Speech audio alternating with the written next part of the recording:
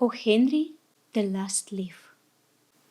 In a little district west of Washington Square, the streets have run crazy and broken themselves into small strips called places.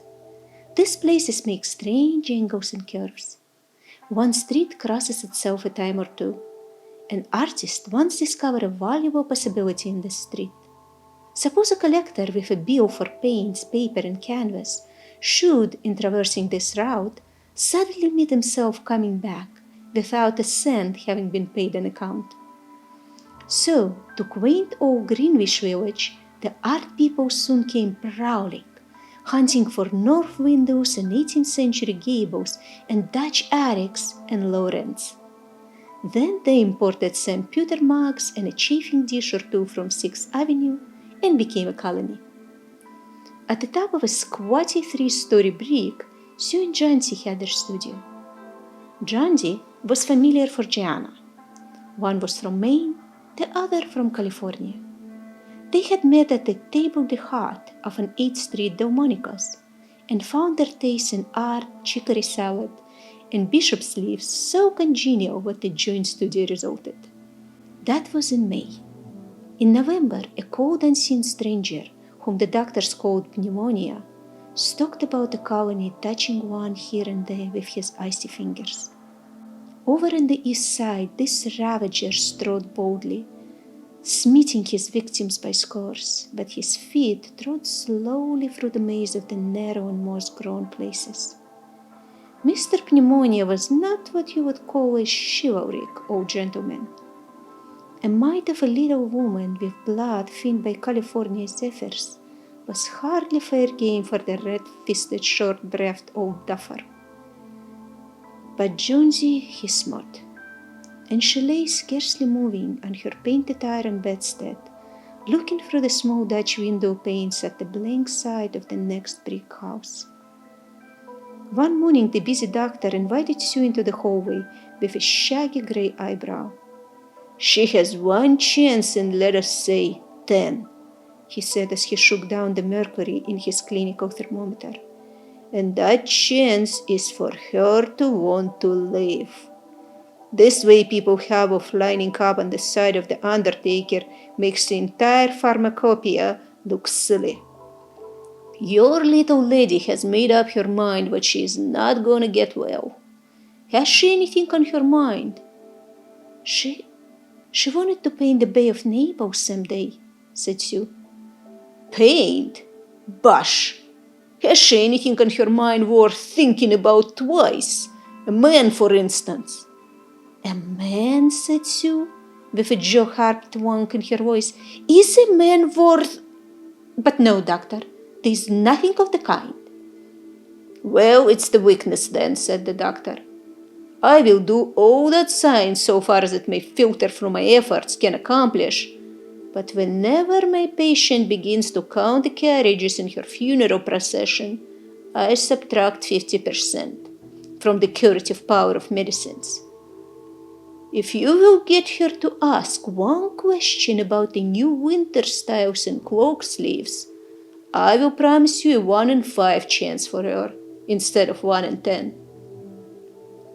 After the doctor has gone, Sue went into the workroom and cried a Japanese napkin to a pulp. Then she swaggered onto Jonesy's room with her drawing board, whistling ragtime. Jonesy lay scarcely making a ripple under the bedclothes, with her face toward the window. Sue stopped whistling, thinking she was asleep. She arranged her board and began a pen and ink drawing to illustrate a magazine story. Young artists must pave their way to art by drawing pictures for magazine stories that young authors write to pave their way to literature. As Sue was sketching a pair of elegant horseshoe-riding trousers and a monocle on the figure of the hero, an Idaho cowboy, she heard a low sound several times repeated. She went quickly to the bedside. Jonesy's eyes were open wide. She was looking out the window and counting backward. 12, she said, and a little later, 11, and then 10 and 9, and then 8 and 7, almost together. She looked solicitously out of the window. What was there to count? There was only a bare, dreary yard to be seen, and a blank side of the brick house 20 feet away. An old ivy vine, gnarled and decayed at the roots, climbed halfway up the brick wall. The cold breath of autumn had stricken its leaves from the vine until its skeleton branches clung almost bare to the crumbling bricks. "What is it, dear?" asked Sue. "6," said Jonesy in almost a whisper. "They're falling faster now. 3 days ago they were almost 100. It made my head ache to count them, but now it's easy. There goes another one. There are only 5 left now." "5 what, dear? Tell your Sudie." "Leaves on the ivy vine. When the last one falls, I must go too. I've known that for 3 days. Didn't the doctor tell you?" "Oh, I never heard of such nonsense," complained Sue, with magnificent scorn. "What have old ivy leaves to do with your getting well? And you used to love that wine, so you naughty girl. Don't be a goosey. Why, the doctor told me this morning what your chances for getting well real soon were. Let's see exactly what he said. He said the chances were 10 to 1. Why, that's almost as good a chance as we have in New York when we ride in the streetcars or walk past a new building. Try to take some broth now and let Sudie go back to her drawing so she can sell the editor man with it and buy port wine for her sick child and pork chops for her greedy self." "You needn't get any more wine," said Jonesy, keeping her eyes fixed out the window. "There goes another. No, I don't want any broth. That leaves just 4. I want to see the last one fall before it gets dark. Then I'll go too." "Jonesy, dear," said Sue, bending over her, "will you promise me to keep your eyes closed and not look out the window until I'm done working? I must hand those drawings in by tomorrow. I need the light, or I would draw the shade soon." "Couldn't you draw in the other room?" asked Jonesy coldly. "I'd rather be here by you," said Sue. "Besides, I don't want you to keep looking at those silly ivy leaves." "Tell me as soon as you have finished," said Jonesy, closing her eyes and lying white and still as a fallen statue, "because I want to see the last one fall. I'm tired of waiting. I'm tired of thinking. I want to turn loose my hold on everything and go sailing down, down, just like one of those poor tired leaves." "Try to sleep," said Sue. "I must call Behrman up to be my model for the old hermit miner. I'll not be gone a minute. Don't try to move till I come back." Old Behrman was a painter who lived on the ground floor beneath them. He was past 60 and had a Michelangelo's Moses beard curling down from the head of a satyr along the body of an imp. Behrman was a failure in art. 40 years he has wielded the brush without getting near enough to touch the hem of his mistress's robe. He had been always about to paint a masterpiece, but had never yet begun it. For several years he had painted nothing except now and then a dab in the wine of commerce or advertising. He earned a little by serving as a model to those young artists in the colony who could not pay the price of a professional. He drank gin to excess and still talked of his coming masterpiece.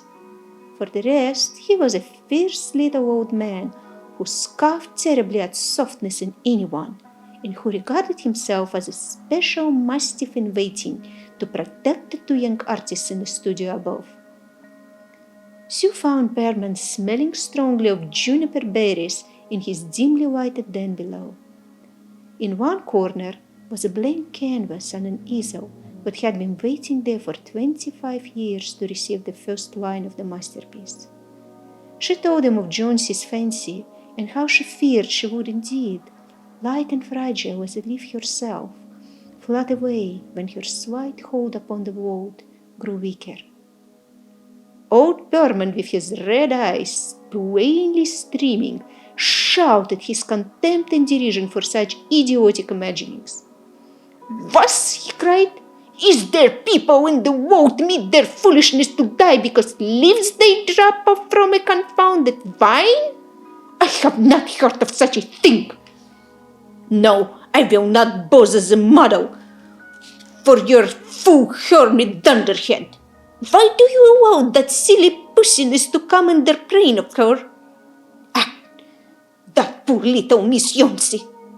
She's very ill and weak, said Sue, and the fever has left her mind morbid and full of strange fancies. Very well, Mr. Berman. If you do not care to pose for me, you needn't. But I think you're a horrid old flibbertigibbet. You just like a woman, yelled Berman. Who said I will not pose? Go on, I commit you. For half an hour I have been trying to say that I am ready to pose. God, this is not any place in which one so good as Miss Jonsey shall lie sick. Some day I will paint the masterpiece, and we shall all go away. God, yes. Jonsey was sleeping when they went upstairs. Sue pulled the shade down to the windowsill and motioned Berman into the other room. And there they peered out the window fearfully at the ivy vine. Then they looked at each other for a moment without speaking. A persistent cold rain was falling mingled with snow. Berman, in his old blue shirt, took his seat as a hermit miner on an upturned carrel for a rock. When Sue awoke from an hour's sleep the next morning, she found Jonsey with dull, wide-open eyes staring at the drawn green shade. Pull it up. I want to see, she ordered in a whisper. Wearily, Sue obeyed. But lo! After the beating rain and fierce gusts of wind that had endured throughout the lifelong night, there yet stood out against the brick wall one ivy leaf. It was the last one on the vine, still dark green near its stem, but with its serrated edges tinted with the yellow of dissolution and decay. It hung bravely from a branch some 20 feet above the ground. It is the last one, said Jonsey. I thought it would surely fall during the night. I heard the wind. It will fall today, and I shall die at the same time.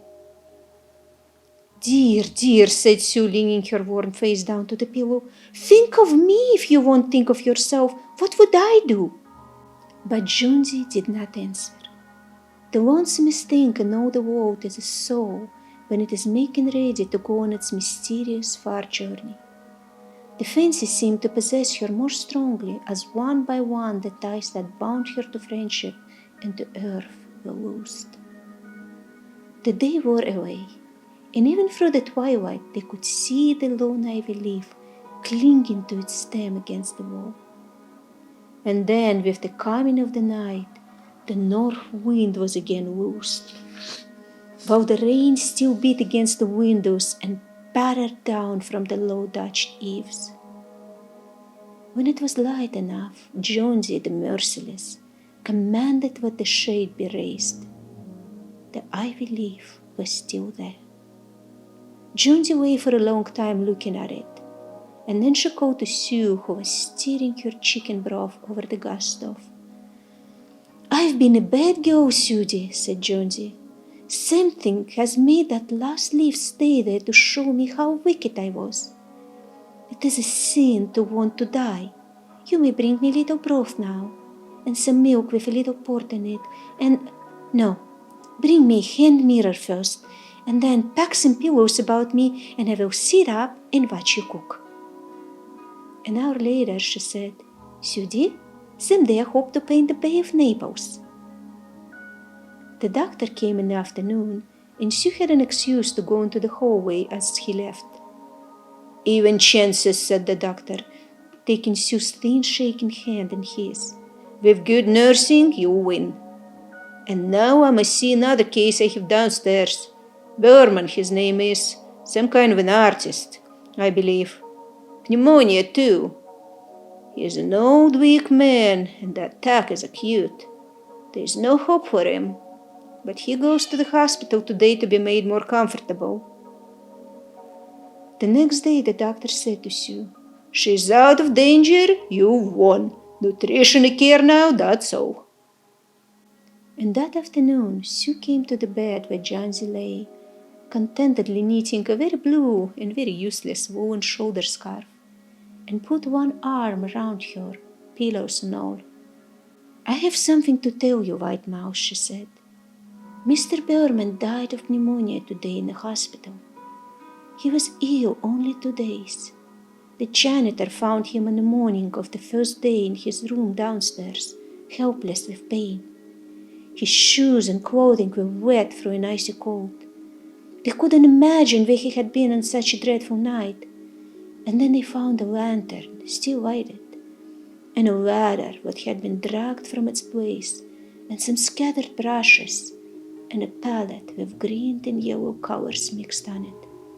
And look out the window, dear, at the last ivy leaf on the wall. Didn't you wonder why it never fluttered or moved when the wind blew? Oh, darling, it is Behrman's masterpiece. He painted it there the night but the last